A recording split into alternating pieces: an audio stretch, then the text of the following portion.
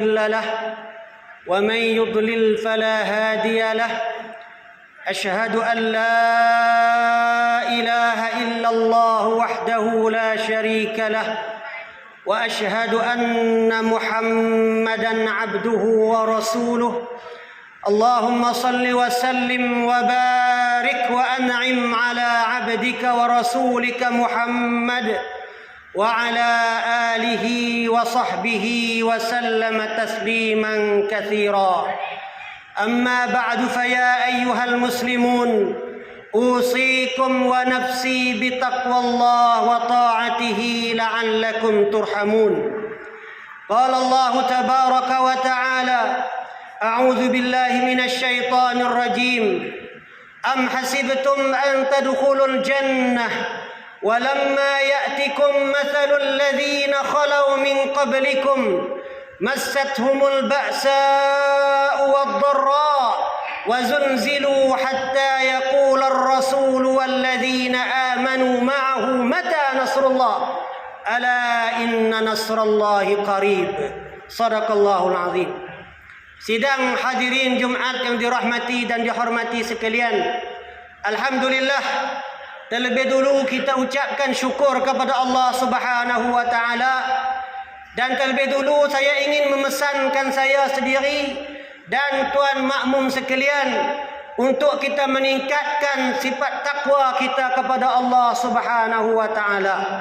Kerana dengan takwa merupakan satu cara yang untuk nak meningkatkan iman dan juga satu pesanan seorang khatib kepada makmum sekalian. Alhamdulillah, kita sudah menjelang yang dikatakan tahun baru Islam ataupun kita panggil pi hijrah sakarat neng pansi roi sisipsi. Ini saya nak sentuh tentang tajuk khutbah sikit tentang pengajaran yang kita dapat daripada hijrah Nabi sallallahu alaihi wasallam. Kita banyak buat ngan, kita cat ngan sempena ma'al hijrah, selamat tahun baru. Tapi kita tanya diri kita, kita boleh apa daripada hijrah Nabi SAW? Kalimah hijrah, makna dia pindah ataupun berubah daripada satu tempat kepada satu tempat. Biasanya hijrah ni kita kenal, Nabi hijrah daripada Mekah pergi ke Madinah. Tapi Nabi kata selepas dah Nabi mati dah, Nabi kata la hijrata ba'dal fath. Tak ada hijrah selepas pembukaan Mekah, walakin jihadun wa niyah. Tapi yang duk lebih daripada tu kekal, iaitu jihad kita dengan nafsu kita dan niat kita untuk nak memperbaiki diri kita.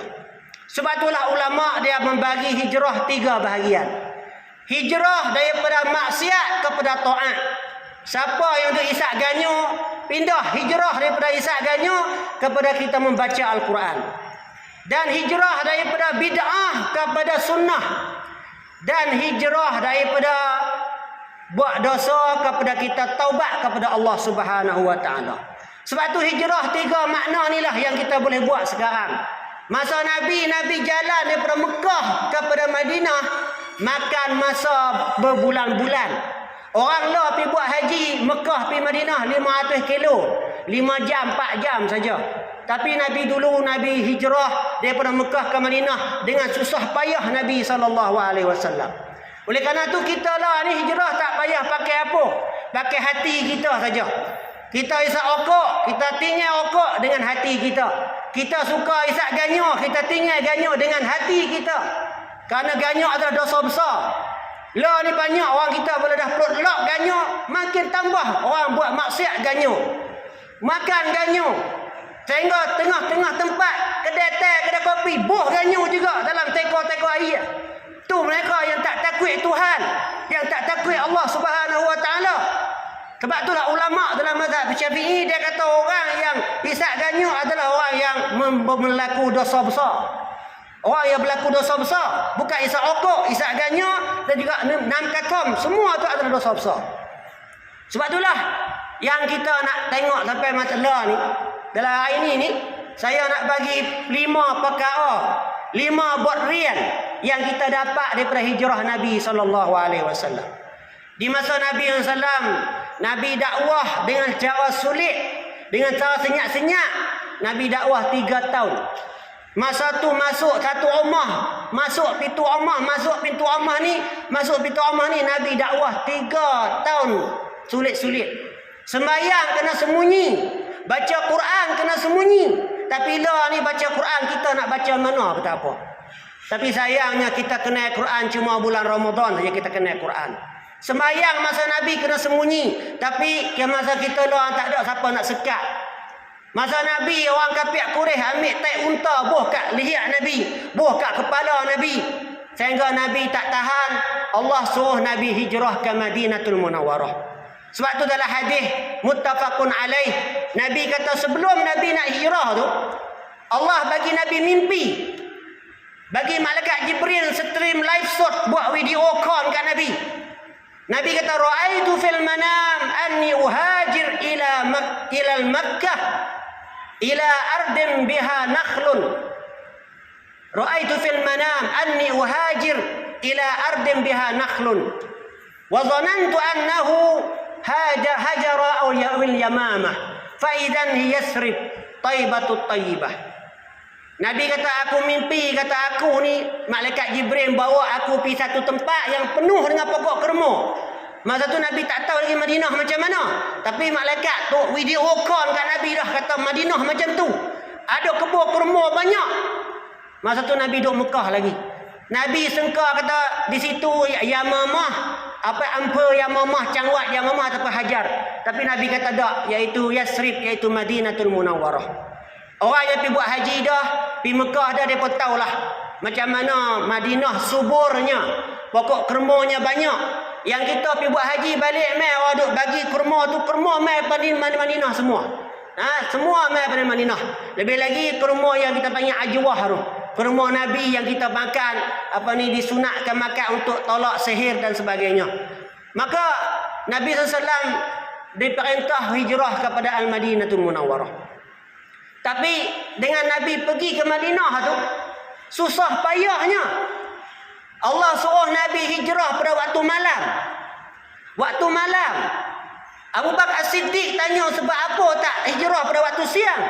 Nabi kata aku Allah suruh hijrah waktu malam. Dan tebik pada pintu, ada pintu rumah. Bukan tebik belakang pintu, tebik ada pintu. Dan Nabi jumpa orang kafir 10 orang. Orang kafir pegang pedang nak bunuh Nabi. Tapi Nabi baca surah dalam surah Yasin. Wa ja'alna min baini aidihim. Nabi lemparkan pasir atas kepala orang kafir sampai leno habis. Dan Nabi boleh berjalan kepada gua Sur dan duduk di situ 3 hari. Itu cerita hijrah singkat-singkat, pendek-pendek. Tapi yang kita nak tahunya, apa burian tirau daerah hijrah Nabi? 1. Al-ikhlas. Saya nak bagi dengan cara serup, iaitu ikhlas. Kita nak buat apa dengan cara ikhlas? Nak kerja agama ni kena ikhlas. Jangan kerja untuk nak tunjuk-tunjuk orang. Jangan buat ibadat untuk nak bagi orang kata kita ni rajin, kita ni tok guru, kita ni, jangan. Sebab itulah Nabi buat cara ikhlas kerana Allah Ta'ala. Yang kedua, at-tadhiyah. Pengajaran yang kedua, at-tadhiyah. Berintisam kan siasalah. Hak ni penting. Dalam masyarakat kita, kalau tak ada orang siasalah, masyarakat tak akan berguna dan tak akan berjaya. Mana yang kata siasalah? Sayyidina Ali sanggup leno atas katil Nabi. Orang kafir nak pergi buka kes selimut, tengok bukan Nabi tapi Sayyidina Ali. Siasalah jom tai puatan Nabi SAW. Kita sama juga. Takkan kita tak yom tai puatan Nabi. Kita tak kena yom tai apa pula ni. Siasalah. Kita kerja ongkon, kita jadi ke makan masjid, kita jadi apa semua ongkon dalam sangkum kita. Kita kena rucakkan siasalah. Sahabat Nabi SAW ada seorang nama Suhaib. Dia siasalah, tapi siasalah ada saksi nak tahu. Macam mana?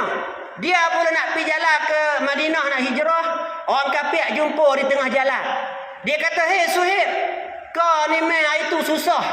Apa ke dana? Duit pun tak ada. Kau main menego di Mekah, kau kaya. Lepas lo ni kau nak tinggal buat aku nak pergi ikut Muhammad." Macam tu ke? Orang kafir marah kat Suhaib. Suhaib kata kat orang kafir, dia kata, "Kalau kau nak ambil duit aku, pergi ambil di bukit tu, Belunguk. Kau pergi ambil lah, aku bukan nak ambil, aku nak pergi ikut Nabi Muhammad yang aku sayang." Dia jom tahu duit yang duduk dari Mekah, dia jom ikut Nabi SAW. Kalau Kalau kita bagi pilih di antara harta yang banyak dengan nak ikut Nabi, nak ikut siapa? Ni sahabat Nabi SAW, dia siasalah. Yang ketiga, ar-rufqatus salihah. Yang ketiga, pengajarannya boleh daripada hijrah, kita kena berkawan orang baik-baik. Nabi SAW duduk dalam bukit, duduk dalam gua Sur masa hijrah. Nabi berkawan dengan siapa? Abu Bakar. Abu Bakar katakan Nabi, ya Rasulullah, kita duduk dalam lubang ni kalau orang kafir jenguk sikit nampak kita kena bunuh. Kita kena bunuh. Nabi kata apa? La tahzan, jangan duka cita, jangan soksau. Innallaha ma'ana. Allah bersama kita. Tengok ada orang yang jadi kawan baik. Bukan kata kawan masa kaya, masa duit ada, masa duit tak ada, habis tinggal. Sebab itulah ulama kata Abu Bakar jadi kawan rapat Nabi SAW sampai masa genting, masa yang paling susah dia bersama Nabi SAW.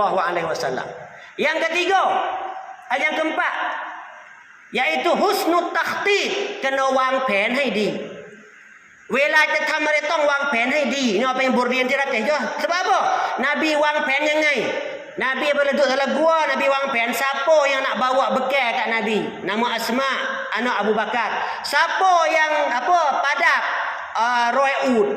Unta dia apabila dia berjalan atas padang pasir, dia akan jadi bekah.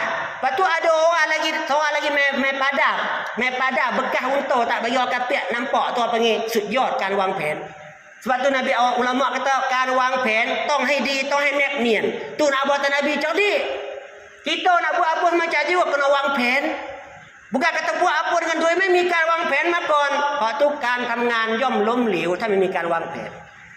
Sebab tu yang kelima pengajaran yang dapat daripada hijrah, an-nasru minallah, pertolongan daripada Allah Subhanahu wa taala.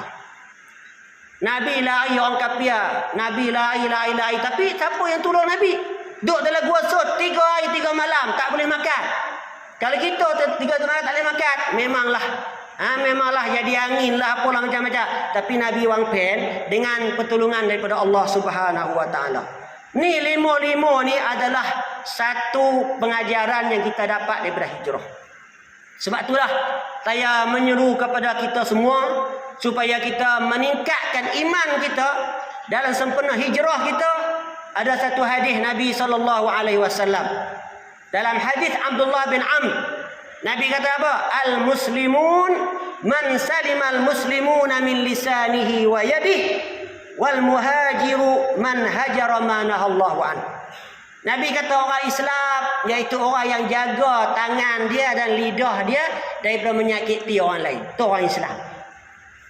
Ingat-ingat, orang Islam iaitu orang yang jaga lidah dia, jaga tangan dia daripada menyakiti sama-sama Islam. Tapi kita lo ni sama-sama Islam kita berkelahi. Sama-sama Islam kita berkelahi, tapi dengan orang kafir kita tunduk, monyok, tak lawan. Itu bukan sifat orang yang bertakwa, sifat orang beriman. Sebab itulah Nabi kata lagi dalam hadis ni, Nabi kata wal muhajiru, dan orang yang hijrah yang betul-betul, iaitu orang yang hijrah daripada benar yang Allah Taala larang. Sebab tu marilah dengan sempena hijrah sekarat nang sisi ni kita memperbaiki diri kita. Kita memperbaiki diri kita. Sebab itulah satu pengajaran lagi yang kita dapat daripada hijrah Nabi. Apabila Nabi hijrah daripada Mekah pergi Madinah, dia tahu dah apa Nabi buat dulu. Nabi muakhat bainal muhajirin wal ansar. Nabi buat sang kuam pen pinongkan lawang muhajirin ansar. Buat adik-beradik, bagi adik-beradik semua. Muhajirin orang pergi daripada Mekah, pergi jumpa dengan Madinah, jadi adik-beradik. Sampai ulama kata boleh makan pesako. Allahu Akbar. Besar. Orang bukan adik-beradik, tapi apabila pergi sampai Madinah boleh makan pesako. Masa tu ayat pesako tak turun lagi, tak nasah lagi ayat faraid. Boleh makan pesako. Dan apabila kita muakhad, satu lagi yang pelik, rumah kita tak boleh buat. Apa? Kalau siapa yang ada bini pak, cerai seorang. Cerai seorang bagi kat kawan dia yang hijrah daripada Mekah tu. Cerai seorang. Lepas tu cerai pula apa? Cerai hak segak sekali pula. Cerai hak segak sekali pula. Tu orang panggil tadhiyah siasalah. Kalau kita lo ni jangan kata cerai hak segak. Hak orang dah bagi kita nak ambil juga. Tu di antara apa? Di antara Nabi ajar sahabat Nabi, iman dia sampai tahu tu. Saya selak benar yang dia kasih saya. Sebab itulah satu lagi yang Nabi buat, tahu tak Nabi buat apa? Nabi buat masjid. Nabi sampai ke Madinah, Nabi buat masjid Quba. Untuk sampai masjid Quba, Nabi sang masjid kon. Tanah kata dalam kita tahu tadi ni Nabi sang kuamrat kon, lepas sampai sang masjid. Tapi banyak orang kita lah ni, banyak masjid buat tapi berkelahi. Lah kali masjid tak ada orang sembahyang. Banyak lah. Kita tengok lah. Satu kampung masjid banyak, tapi tak ada orang sembahyang. Nabi bagi berkelahi, bagi berkenan dulu, bagi rak dulu, rak pi nongkon, leo kai tam masjid. Sebab tu kita dengan sebab kita mai sembahyang masjid, dengan kita mai sembahyang jemaah, itulah di antara hikmah nak tunjuk kata Islam tu untuk kita samaki kan. Ya talok ya sang kuam tek ye. Kita tengok contoh mudah-mudah masa Nabi nak sembahyang, tu imam ni Nabi ni beralih ke hadap makmum, Nabi kata sawu sufufakum wala takhtalifu fatakhtalifa qulubukum. Nabi kata betullah sah kamu, Nabi kata jangan bercerai-berai. Nabi kata jangan bercerai-berai. Dan sebab kalau kita sah kita tak betul, hati kita pun pecah belah. Tu tengok. Nabi nen tentang masalah sah. Nabi kata kalau hati kita tak betul, sah kita tak betul, hati kita pun pecah belah. Sebab tu tak pelik kalau sekiranya dalam satu kampung tu dia ni lagu ni, dia ni lagu ni, dia ni lagu ni. Sebab apa? Sebab kita pada sah semaya pun kita tak betul, tak ikut sunnah Nabi SAW. Maka dengan khutbah singkat untuk kita menyeru kepada adik-adik semua, para makmum, supaya kita tingkatkan lagi iman kita dan ketakwaan kita dengan kita meningkatkan tatbik kita kepada sunnah Nabi SAW, dan kita ambil pengajaran ini daripada pengajaran hijrah.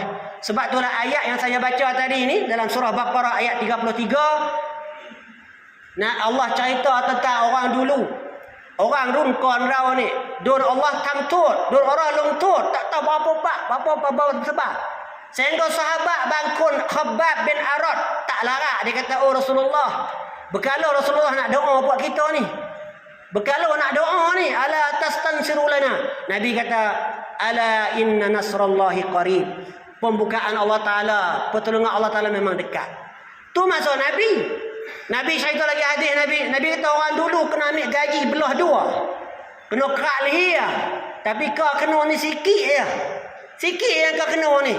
Tapi itu pun kita tak tahan, tak sabar dah. Sebab tu Nabi kata, ala inna nasrallahi qarib. Ketahuilah bahwasanya pertolongan Allah adalah yang dekat. Maka dalam khutbah ini, satu maudhu' ini, tajuk ini, untuk kita nak mentazkir kepada kaum makmum semua supaya kita sabar dalam nak melakukan masalah agama ni, dalam nak buat benar kebaikan ni memang kena ada cubaan, ada bertasab. Sebab tu semuanya kita kena sabar kerana Allah Taala dan kita hijrah kerana Allah Subhanahu wa taala. A'udzubillahi minasyaitonir rajim. Bismillahirrahmanirrahim. Al-'asr. Innal insana lafi khusr.